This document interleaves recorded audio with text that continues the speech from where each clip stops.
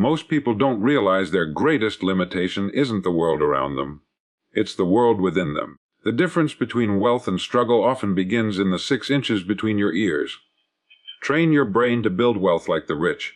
Let's begin with a truth that may unsettle you. Your brain is keeping you poor, not because it wants to, but because it's been trained to. You see, the human mind is a faithful servant. It will believe and create exactly what it is taught to believe and create. For most people, it has been programmed, by fear, by habit, and by limitation, to accept scarcity as normal. Every word you speak, every belief you hold, becomes a command to your subconscious. And the subconscious, that remarkable engine of human potential, obeys those commands without question. If you tell yourself money is hard to make, your brain will ensure it remains so. If you tell yourself opportunities are rare, you'll be blind to the ones all around you. Here lies the great secret of wealth. The rich have not been given different brains. They've trained theirs differently. They think in terms of abundance, not lack. They ask questions that open doors rather than close them. When faced with challenge, they ask, "How can I?" rather than declare, "I can't." You and I have the same mental machinery. The only difference lies in how it is used. The wealthy person directs his mind like a disciplined craftsman, building ideas, plans, and persistence brick by brick. The poor person allows the mind to wander, to worry, to wonder why life never changes. The mind, like a field, will grow whatever you plant, success or failure, wealth or poverty, joy or despair. If you wish to change your life, you must begin by changing what you plant in that field. Start each morning by directing your thoughts toward abundance. Picture the life you desire, not as a fantasy, but as a reality being built. Replace words of limitation with words of purpose. Instead of saying, "I can't afford this," ask, "What can I do today to make this possible?" Feed your mind daily with great ideas. Read what successful men and women read. Listen to what uplifts and educates you. Refuse to let your thoughts drift into complaint or fear. The moment you do, you hand over the steering wheel of your life to circumstance. The wealthy are not merely those with money. They are those who understand the law of cause and effect in the mind.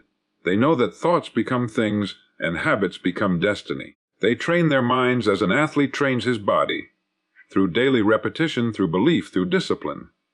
If you were to treat your brain as a factory, you'd inspect what it produces. You'd throw out the faulty parts, refine the process, and improve the output. Yet most people allow their mental factory to produce worry, self-doubt, and excuses, and then wonder why their lives are filled with the same. Today, you can make a decision, a quiet, powerful decision, to train your brain for wealth. Begin to speak abundance, think possibility, and act with intention. For as surely as night follows day, your outer world will begin to reflect your inner transformation. The mind is the richest soil in the world. What you plant determines your harvest. Every human being carries within them a field more fertile than any land on earth. It is capable of producing abundance beyond imagination or barrenness beyond despair. This field is the human mind. It responds faithfully to whatever is sown within it. Plant seeds of hope and of belief, of purpose, and in time you will harvest a life of prosperity and peace. But plant seeds of fear, doubt, and limitation, and those too will grow, tangling around your potential like weeds choking a garden. The law is unchangeable. The soil does not judge the seed, it simply brings forth whatever is planted. Think of the farmer. He does not wander into his field expecting a crop by accident. He prepares the ground, selects the right seed, and tends to it daily. He knows that nature will not be rushed, yet it always keeps its promises. So it is with the human mind. What we dwell upon, we bring forth. The man who spends his hours thinking of lack, failure, and frustration must, inevitably, live among them. The one who nurtures thoughts of abundance, gratitude, and purpose will find his life shaped by those very ideas. The difference between both lies not in chance or destiny, but in understanding and choice. Every thought is a seed, and each day you are planting. You plant when you speak, when you imagine, when you fear, when you hope. Your subconscious mind, that faithful soil, takes every word as instruction. It does not question whether your thoughts serve or sabotage you. It obeys. And so, without realizing it, millions of people cultivate poverty in their minds while dreaming of wealth. They water their fears more than their faith. They complain about the weeds, but continue to sow them through their words and expectations. To build a life of wealth and fulfillment, one must become a conscious gardener of the mind. Begin by observing what grows there. If the harvest is bitterness, plant gratitude. If it is fear, plant courage. If it is confusion, plant clarity. For the soil is not to blame. It merely reflects the care of the cultivator. You can transform barren ground into a field of abundance by changing what you sow each day. A simple shift in thought, consistently nurtured, becomes a harvest that changes your entire life. The wealthy man is not simply the one who has money. He is the one who has learned to plant wisely. He sows ideas of opportunity where others see obstacles. He nurtures thoughts of possibility where others see limitation. He understands that wealth begins first as an idea that takes root in the rich soil of belief. The harvest may not come overnight, but it always comes in due season. The law of sowing and reaping never fails, and the mind, like nature itself, rewards those who use it with understanding and faith. Poverty begins as a thought long before it becomes a reality. Before a man ever struggles in the world around him, he struggles in the quiet recesses of his own mind. Every condition in life, whether of wealth or want, takes shape first as an idea. No one becomes poor merely by circumstance. They become poor by accepting limitation as truth. The greatest misfortune that can befall a person is not the lack of money, but the acceptance of scarcity as the natural order of life. The human mind, if left untrained, will take the shape of its environment, and for most that environment is filled with fear, complaint, and resignation. The thought of poverty is subtle. It disguises itself as caution, humility, even realism. A man says, "I can't afford that," and in doing so he affirms lack as his reality. He says, "People like me never get ahead," and with those words he closes the door on opportunity. These thoughts repeat themselves until they harden into belief, and belief becomes behavior. That behavior, hesitant, doubtful, and self-limiting, eventually produces the very life he fears. Poverty begins in thought, but it ends in habit, and habit, once formed, becomes the quiet architect of destiny. The wealthy understand that abundance, too, begins as a thought. They have trained their minds to see opportunity where others see difficulty. They refuse to accept limitation as fact. They know that money is only a byproduct of value, and value begins in the mind. They ask better questions, imagine greater possibilities, and expect success where others expect struggle. Their wealth is not an accident of birth or fortune. It is the reflection of a thought pattern carefully cultivated over time. Most people never question the ideas that shape their lives. They inherit their beliefs from those around them, parents, teachers, friends, who themselves may have been poor in thought. As a result, they grow up repeating mental patterns that guarantee scarcity. They see wealth as something distant, belonging to the fortunate few, rather than something that can be earned by anyone who learns to think differently. The tragedy is not that these individuals lack ability, but that they have accepted a false boundary set by their own minds. To free oneself from the thought of poverty, one must first recognize it. Notice the language you use about money, success, and opportunity. Every time you say, "I can't," you are programming your mind to obey that command. Replace it with, "How can I?" And immediately your mind begins to search for solutions. The thought of possibility ignites creativity, while the thought of limitation shuts it down.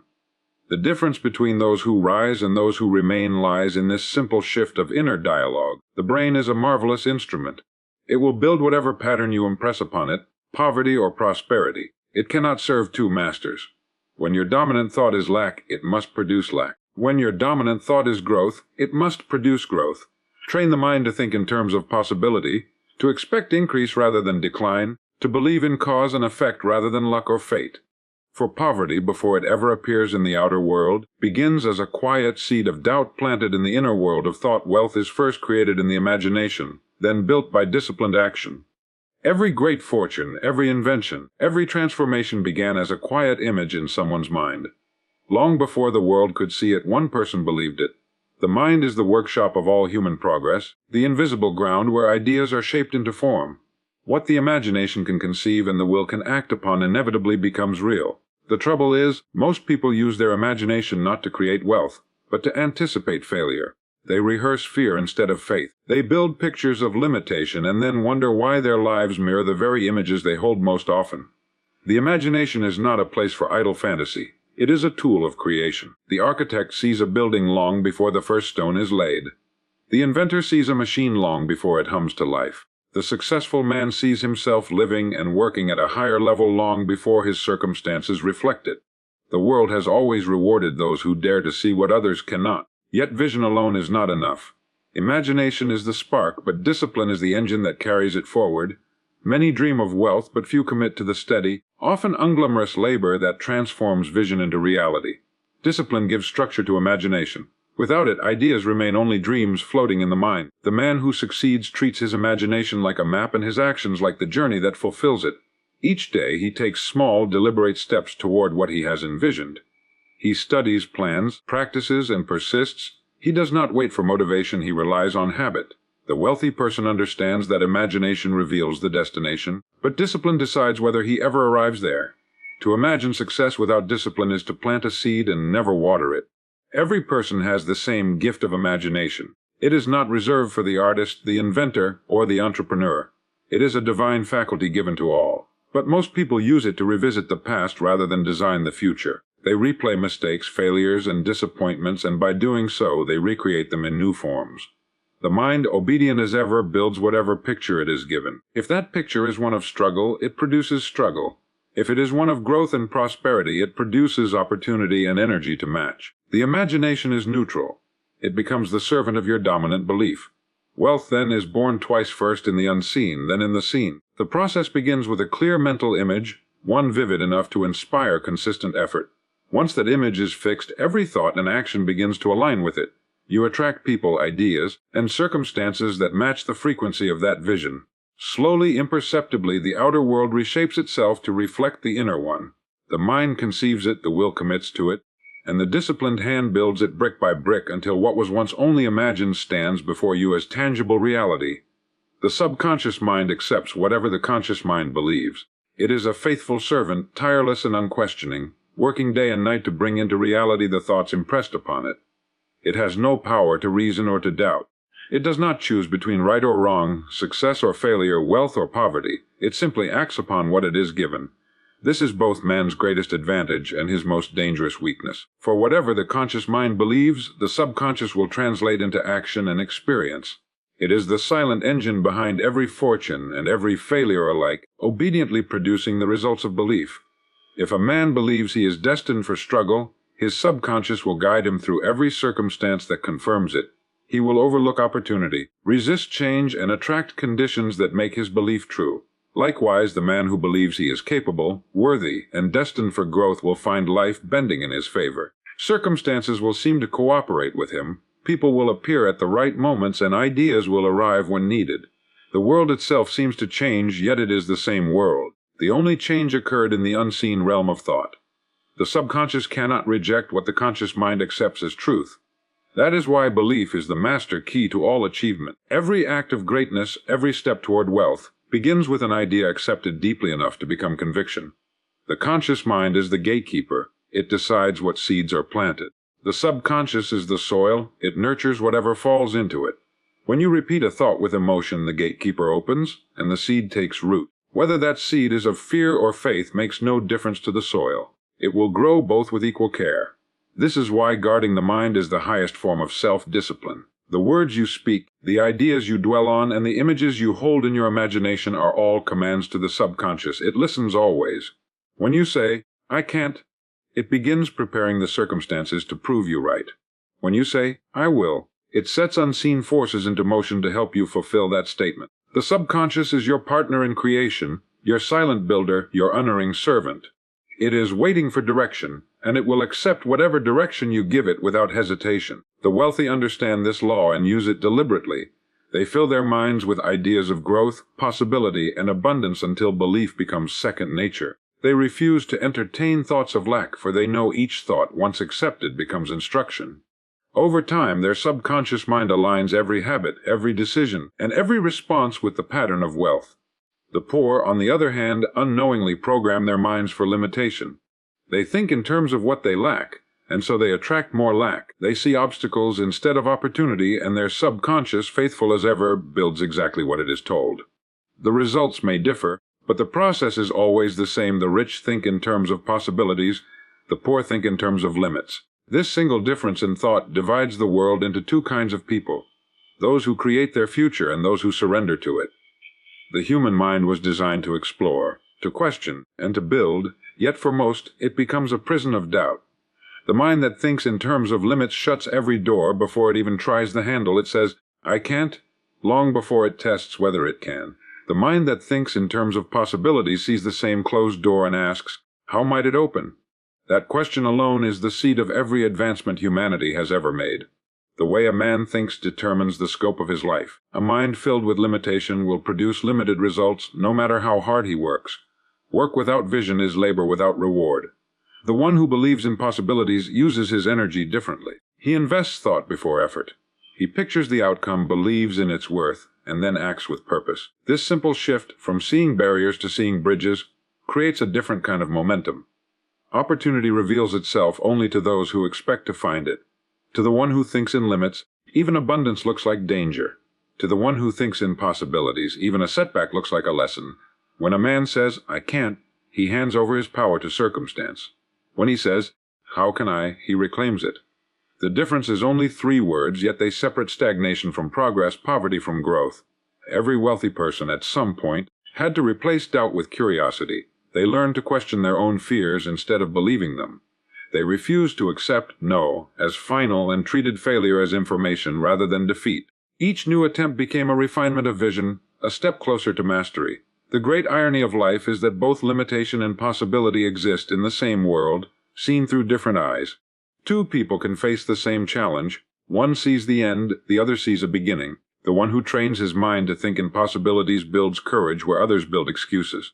And over time, as he continues to imagine, believe, and act upon what he envisions, life begins to shape itself according to his thought. Every great fortune began with an idea someone refused to doubt. Every empire, every invention, every great success story can be traced back to a single thought.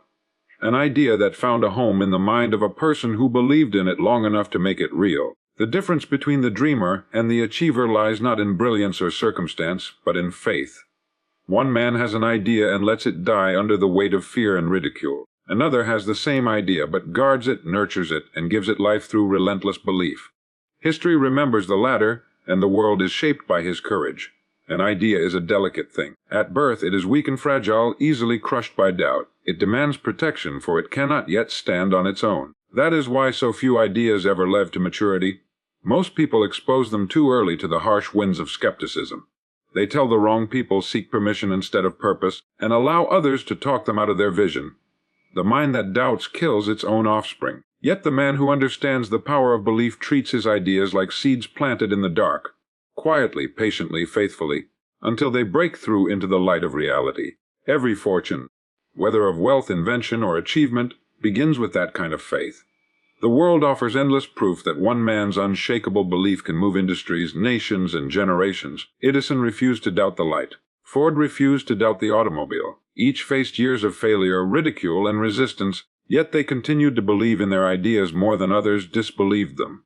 Their fortunes were not accidents, they were the natural result of endurance guided by conviction. Doubt weakens, belief fortifies. The mind that believes becomes unstoppable, for it no longer asks whether success is possible. It only asks how long it will take. An idea, when nourished by belief, becomes a living force. It shapes behavior, attracts opportunity, and commands the cooperation of unseen powers. The man who believes in his idea begins to think differently, act differently, and live differently.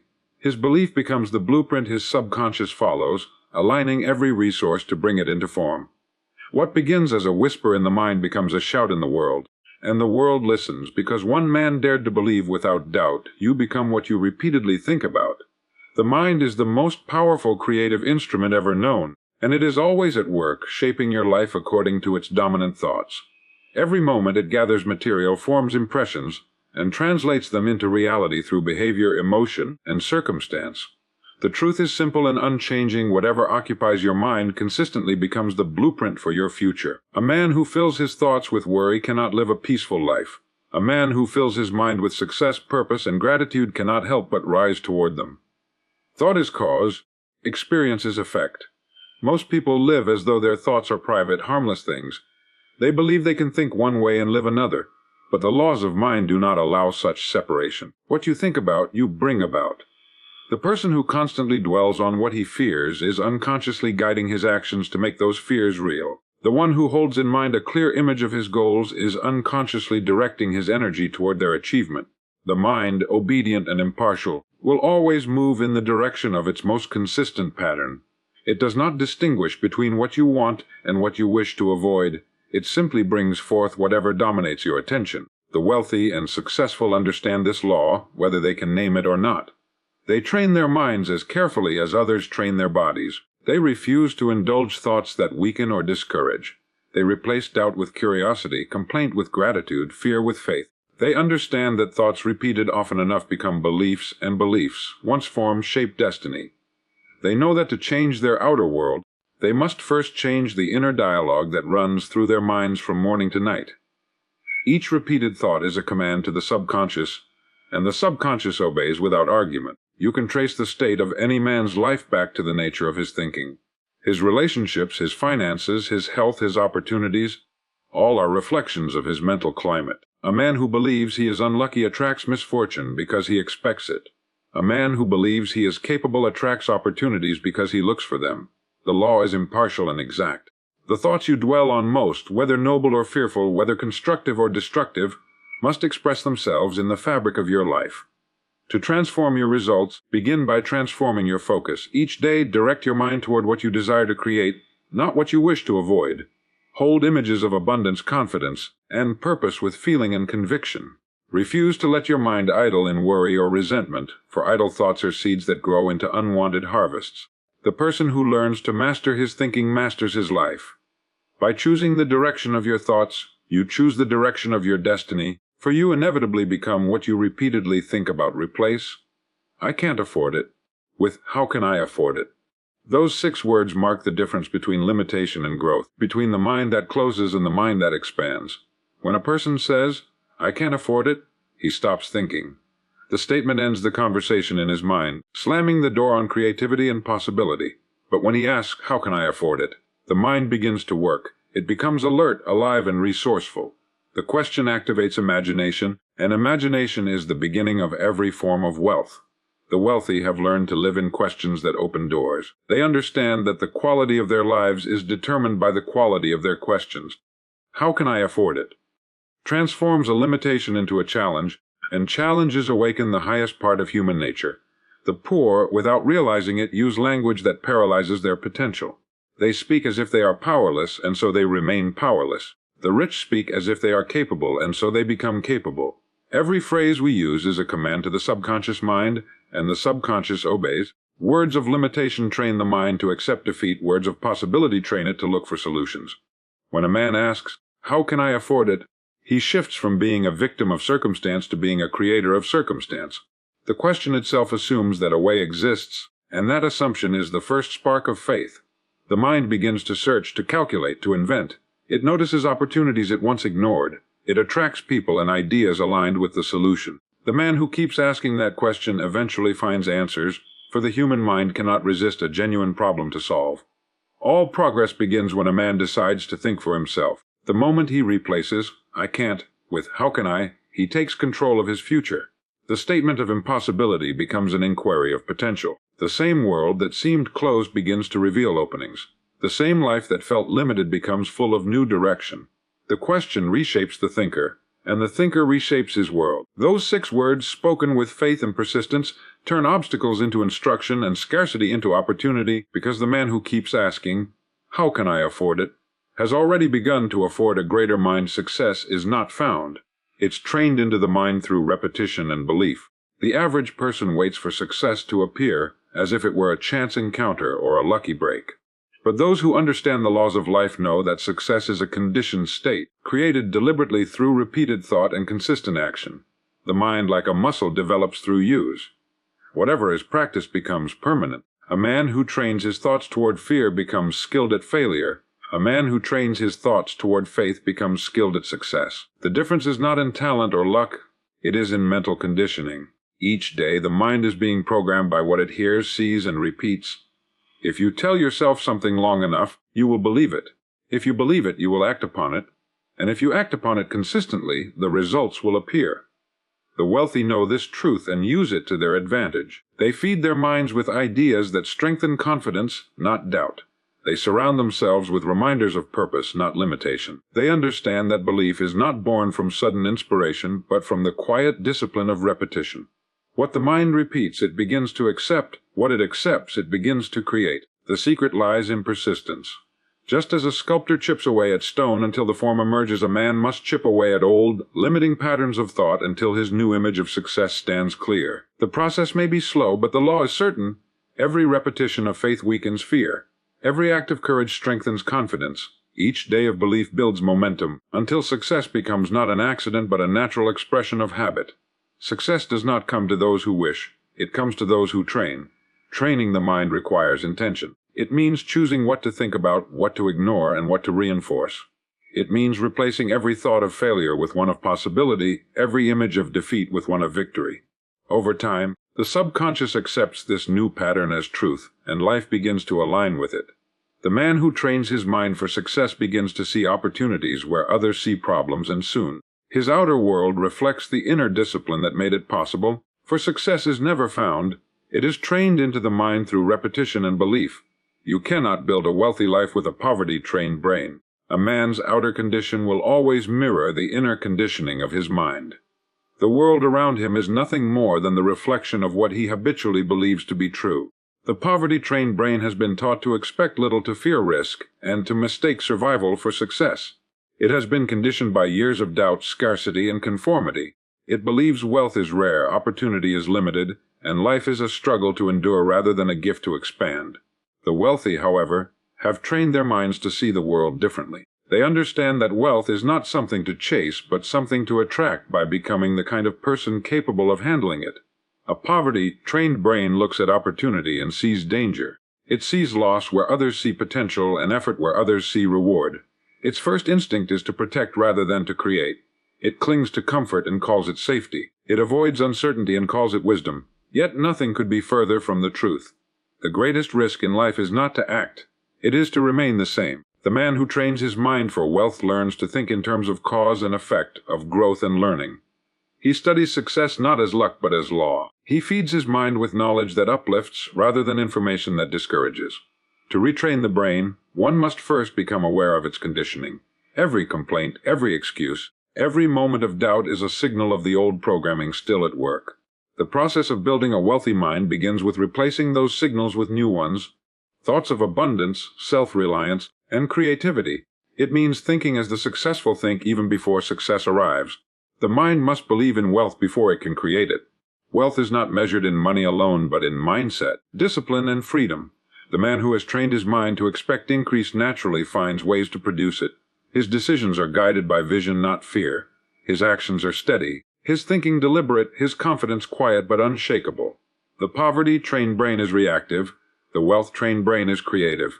And once the mind begins to think like the rich, the world begins to respond accordingly, because no one can build a wealthy life while thinking like the poor. The mind is the origin of every success, every failure, every rise, and every fall. It is the silent architect of destiny, shaping the world to match its own patterns of belief. Wealth, happiness, purpose, all begin as thoughts, and thoughts become the blueprint of life. The tragedy is that most people spend their days building unconsciously, filling their minds with worry, fear, and limitation, and then wondering why their lives reflect the same. The truth has always been simple and unchanging: as a man thinketh, so is he. To change your circumstances, you must first change your conditioning. Train your brain as the wealthy do, not with greed, but with growth. Think in terms of cause and effect, not luck and fate. Replace "I can't" with "how can I?" Speak abundance, expect progress, and act with intention. The mind will obey the orders you give it faithfully and without question. You need only give it better orders.